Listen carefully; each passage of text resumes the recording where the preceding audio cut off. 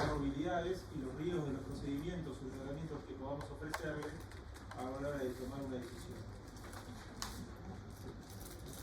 En líneas generales vamos a plantearnos cuán importante es el cáncer de vejiga como problema en el sistema de salud y, como vimos en la charla anterior, en la medida que la población se va haciendo cada vez más longeva, es más frecuente que nos encontremos con pacientes con este tipo de patologías. Por lo tanto, si la población de los adultos mayores sigue creciendo, va a aumentar de alguna manera también la cantidad de pacientes que vamos a ver con este problema. Este es un trabajo publicado, un trabajo checo, en el que vieron que el 55% de los pacientes se diagnosticaban en mayores de 70 años y el 23% en mayores de 80, hablando de cáncer de vejiga, y habiendo mayor incidencia de enfermedades avanzadas.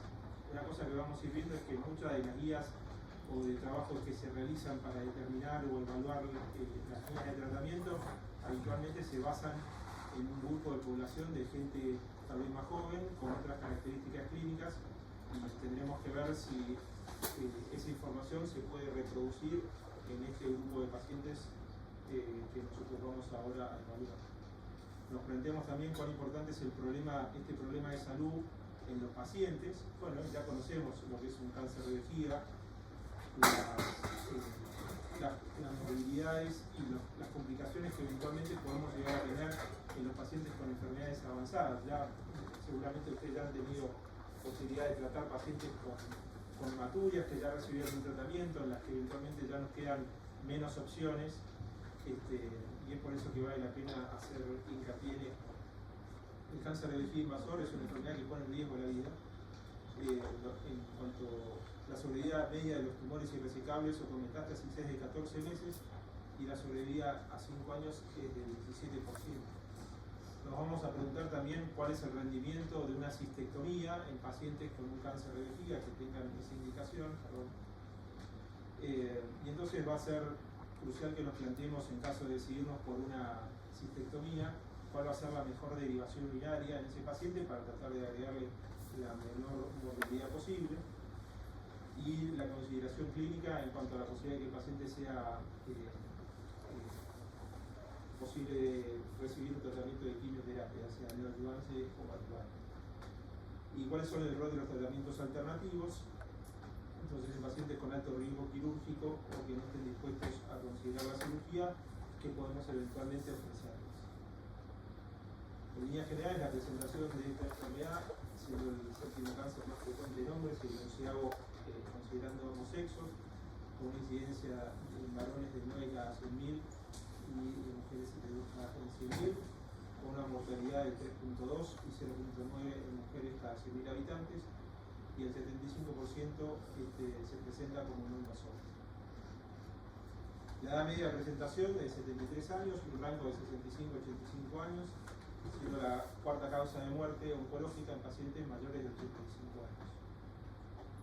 El 75% ya dijimos tiene más de 65, el 85% tiene una sobrevida de entre 65 y 69 años. Y nos vamos a plantear, vemos un trabajo retrospectivo en pacientes con cáncer de vejiga en mayores de 85 años, donde vemos que las condiciones clínicas son los elementos a considerar con más incidencia a la hora de tomar decisiones: la función cardíaca, la función respiratoria y la función renal. Evaluamos el estado funcional, las comorbilidades, los problemas cognitivos, el soporte social, considerando por ahí que son pacientes que pueden llegar a necesitar de cuidados si eventualmente en una cistectomía después van a requerir una ostoma, la capacidad evolutiva en cuanto a las decisiones a la hora de tomar sobre la posibilidad de recibir una quimioterapia, la historia de las caídas y el estado nutricional del paciente. Tenemos diferentes normogramas para determinar las comorbilidades de los pacientes, que nos permiten tener una evaluación más a fondo independientemente de la edad del paciente.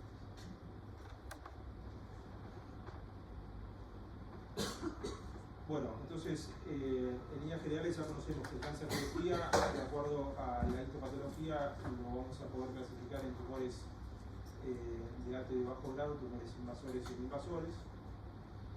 Y en lo que respecta al cáncer de vejiga no invasivo, las lesiones pueden ser en pacientes de bajo riesgo, son aquellos que tienen un tumor de menos de 3 centímetros solitarios, son tumores, enfermedades de riesgo intermedio con una recurrencia menor al año, con lesiones que superan los 3 centímetros, o son multifocales, o son lesiones de alto grado.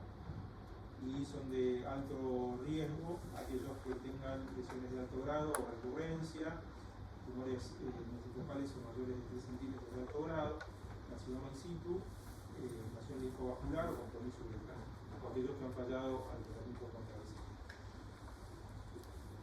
Cuando nos encontramos frente a un paciente en buenas condiciones clínicas, en líneas generales debemos considerar el tratamiento como lo venimos haciendo en cualquier adulto. Considerar la resección endoscópica, eventualmente la RRTU, la aplicación de la BCG, las indicaciones para una cistectomía radical o tratamiento con neoadyuvancia y eventualmente considerar el tratamiento trimodal. Y nos vamos a plantear en aquellos pacientes frágiles con carcinomas no invasores qué tipo de RTU debemos plantearles, si le va a agregar mucha morbilidad, si podemos usar o no tratamientos en BCG y eventualmente considerar un tratamiento paliativo. ¿Cuáles son las recomendaciones del Cancer Network? Si consideramos que el cáncer de vejiga, que lo agresivo del tratamiento es el cáncer de vejiga, debemos considerar y estar muy atentos a tener presente las comorbilidades de los pacientes a la hora de decidir un tratamiento. Ellos recomiendan esta guía de Comprehensive Pediatric Assessment para evaluar el riesgo de cada paciente. Ahora vamos a ir a ver en una tabla cuáles son las variables que considera, y ayuda a determinar la edad funcional y no cronológica, y de esta manera evitar tanto el sobre como el subtratamiento. En cuanto a la funcionalidad de los pacientes, si son pacientes dependientes o independientes, si tienen o no comorbilidades en cuanto a problemas clínicos, su grado cognitivo, si están en situaciones de depresión o no, su sistema nutricional, de soporte social, y si están polimedicados o no, son variables a considerar. Si son pacientes que son frágiles, que son aptos para el tratamiento, o son pacientes vulnerables. Y nos encontramos frente a este esquema donde dividimos a los pacientes en 3 grupos: aquellos pacientes que son aptos, y frente a un paciente con cáncer de vejiga nos vamos a plantear si es candidato o no a preservar, o si tiene deseo de preservar la vejiga. Y en caso de que no tenga inconvenientes en la resección completa, nos plantearemos si el paciente es apto o no para un tratamiento con cisplatino, y ahí evaluaremos si podemos hacer un tratamiento con neoadyuvancia y eventualmente plantear la cistectomía radical, o si irá directamente a una cistectomía radical porque su funcionalidad renal no permite un tratamiento con cisplatino. En caso de que sean pacientes que no estén dispuestos a una cistectomía radical, deberíamos considerar el tratamiento trimodal, que incluye sacarle el máximo jugo a la RTU y complementarlo con radioterapia y quimioterapia.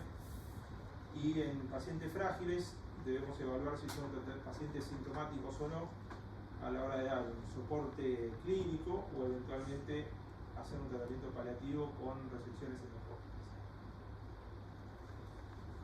Sabemos que la cistectomía radical es una cirugía que tiene alta tasa de complicaciones, cerca del 60%, y un 30% de regreso hospitalario, y sigue siendo una alternativa válida en los pacientes que cumplan criterios clínicos, o sea, que se encuentren clínicamente aptos para la operación. Pero lo que tenemos que tener a consideración que son más los pacientes que no van a cumplir esos criterios que los que sí. Pacientes con enfermedad localizada que pretenden conservar la vejiga deben tener a consideración el tratamiento trimodal, como hablábamos recién, la resección endoscópica, la radioterapia y la quimioterapia. ¿Cuáles son las estrategias? Bueno, estos son los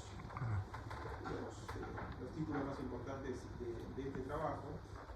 Como veníamos mencionando, ya que la población adulta va creciendo, el cáncer de vejiga se plantea como un problema a resolver en el futuro. El tratamiento del cáncer de vejiga en la población general requiere de estudios más específicos sobre este grupo poblacional, ya que la mayoría están hechos sobre pacientes jóvenes, más jóvenes que los adultos mayores. El tratamiento con quimioterapia o SG sigue siendo la piedra fundamental para el tratamiento del cáncer de vejiga no músculo-invasivo.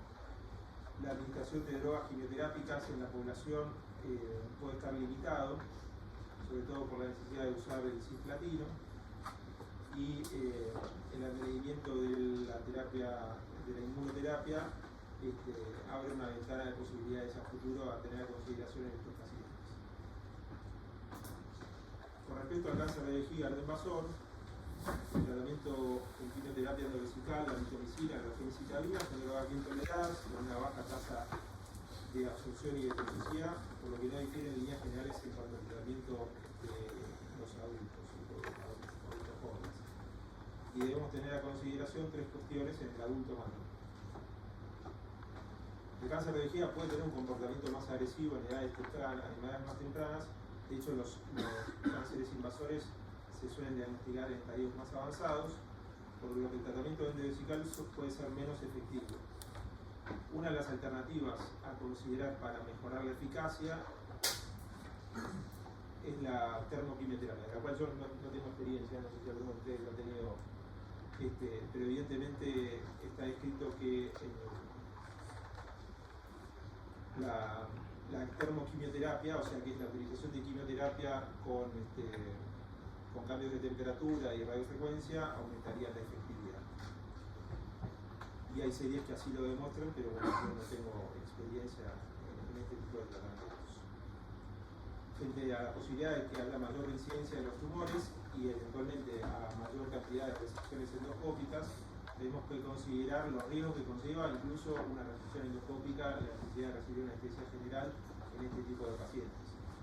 Por lo tanto, debemos considerar la quimioterapia endovesical incluso en pacientes de bajo grado, o sea, estaríamos extendiendo en algunos casos las indicaciones que habitualmente conocemos. Y por último, una consideración en cuanto a los marcadores urinarios predictivos que nos podrían eventualmente llegar a ahorrar procedimientos endoscópicos, tanto diagnósticos en este tipo de pacientes, aunque sea una simple citoscopía, conlleva también cierto riesgo. Bueno, con respecto a la BCG, desde hace 4 décadas sigue siendo el tratamiento ayudante más efectivo en el cáncer de vejiga no invasor de alto riesgo. La aplicación que incluye el mantenimiento, o sea, de por lo menos 3 años, supera la efectividad de la quimioterapia endovesical. Los adultos mayores no tienen menos eficacia en el tratamiento, pero sí tienen mayor riesgo a los efectos adversos, la diseminación, la capacidad de desarrollar un cuadro séptico, experiencia respiratoria, falla cardíaca, y esto nosotros no lo podemos evitar ni bajando la dosis ni cambiando el esquema de tratamiento. O sea, el tratamiento de BCG es aplicable y es efectivo, sí o no, pero no podemos hacer un tratamiento endovesical con BCG con un esquema diferente. Aquellos pacientes que no tienen respuesta a la BCG, que tienen una recaída dentro de los 6 meses o progresan hacia una enfermedad invasora, no van a tener ningún beneficio a posterior con la BCG. Y quedarán eventualmente como opción considerar la cistectomía radical con o sin quimioterapia y los tratamientos trimodales, la resección endoscópica, la radioterapia y la quimioterapia. Y debemos considerar entonces los efectos adversos y las alteraciones en cuanto a la calidad de vida que podemos generar a los pacientes. Bueno, en cuanto al cáncer de vejiga invasor, las primeras recomendaciones, debemos realizar una muy buena resección endoscópica para considerar el tratamiento con BCG y eventualmente considerar la cistectomía radical. Hacer hincapié en dejar el cigarrillo, disminuye el riesgo de cáncer de vejiga.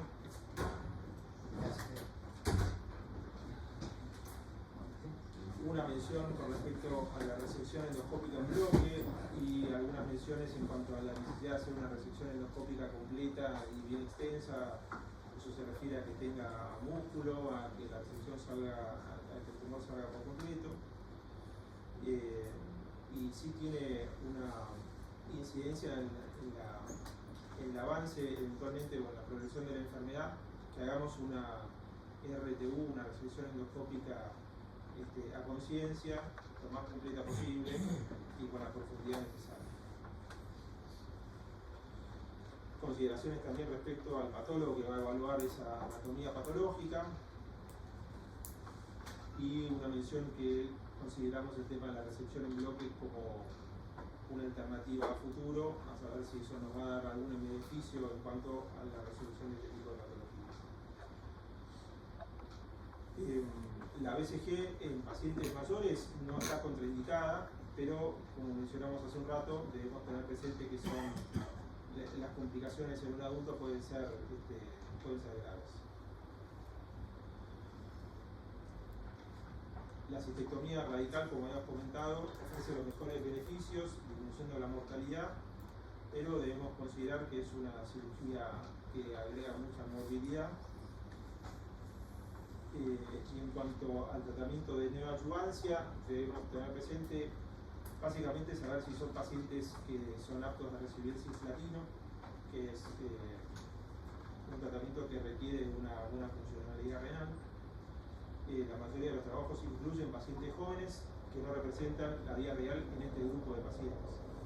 Y eventualmente el cuello de botella tiene que ver siempre con la posibilidad de que el paciente pueda recibir cisplatina. Requiere de un cliente de credibilidad mayor a 60, de bajas movilidades, de que no tenga problemas auditivos o neurológicos y que no tenga insuficiencia cardíaca. Haremos en un rato una consideración con respecto a la inmunoterapia. Y qué decir con respecto a pacientes frágiles que habíamos mencionado en el primer algoritmo, intentar hacer eventualmente una cistectomía con reconstrucción simple, o sea, con derivaciones sencillas que no agreguen morbilidad, y en aquellos pacientes que no aceptan o que sean inoperables, evaluar tanto la quimio como la radioterapia. Mencionamos los tipos de derivaciones urinarias y trataremos de hacer la derivación urinaria más sencilla, que no le agregue demasiada morbilidad a la evolución del paciente. En cuanto al tratamiento multimodal, el cáncer, la sobrevida a cáncer específica es del 50 al 82%, con una sobrevida global del 36 al 74% a 5 años. La hidronefrosis es un elemento de mal pronóstico, y en algunos casos el 30% son cistectomías de salvataje. Son pacientes, como mencionaba hace un rato, que ya recibieron un tratamiento con quimio radioterapia y persisten por ahí con situaciones de sangrado, y hacemos un tratamiento quirúrgico básicamente para evitar que siga teniendo este tipo de complicaciones. ¿Qué hacer con pacientes con tumores irresecables? Considerar la cistectomía paliativa, intentar desobstruir al paciente por vía endoscópica. En cuanto a los tratamientos de pacientes con sangrado, considerar el hidrato de plata, el formol, la radioterapia o incluso la embolización. Son situaciones a veces un poco límite, pacientes muy frágiles con sangrado, en las que no nos quedan demasiadas alternativas para tratar de evitar que los pacientes sigan deteriorándose. En un estudio retrospectivo de pacientes mayores de 80 años se le aplicó la radioterapia en 793 pacientes, quimio y radioterapia en 600, y la sobrevida de 2 años con radioterapia fue del 42%, y aquellos a los que tomaron quimioterapia del 56%. Con quimioterapia los pacientes tendrán una sobrevida a 2 años del 49% y a 5 años del 32%. Y en los pacientes metastásicos, el 50% recibirán luego de la cistectomía o tendrán un 30% de recidiva local, y el 10 al 15% de la metástasis tendrán al momento del diagnóstico. El esquema de quimioterapia de primera línea dependerá de las movilidades cardiológicas, la función renal y la clasificación de riesgo, y en aquellos con un buen performance status sin lesiones viscerales o óseas, con LDH y FAL normales. Los que son cisplatino SFIR, la gemcitabina y el cisplatino con metotrexato, vincristina, doxorubicina y cisplatino, y en los no elegibles al cisplatino, los que tengan una alteración de la función renal, se podrá considerar el tema con gemcitabina o carboplatino, o como alternativa la gemcitabina y el paclitaxel. Estas serían los esquemas de primera línea. son pacientes que tienen una sobrevida apenas de un año. En los que no son candidatos al cisplatino, que son el 50%, de considerar las alternativas de tratamiento que habíamos mencionado. Y en cuanto a la inmunoterapia, son 3 target checkpoints: el atezolizumab, que actúa sobre un ligando de la muerte programada; el nivolumab o pembrolizumab, actúa sobre una proteína de la muerte programada; y el ipilimumab es una proteína ligada al linfocito citotóxico. Fueron aprobados en pacientes no cisplatinofit con una enfermedad localmente avanzada o metastásica, incluyendo pacientes con insuficiencia renal, con morbilidades.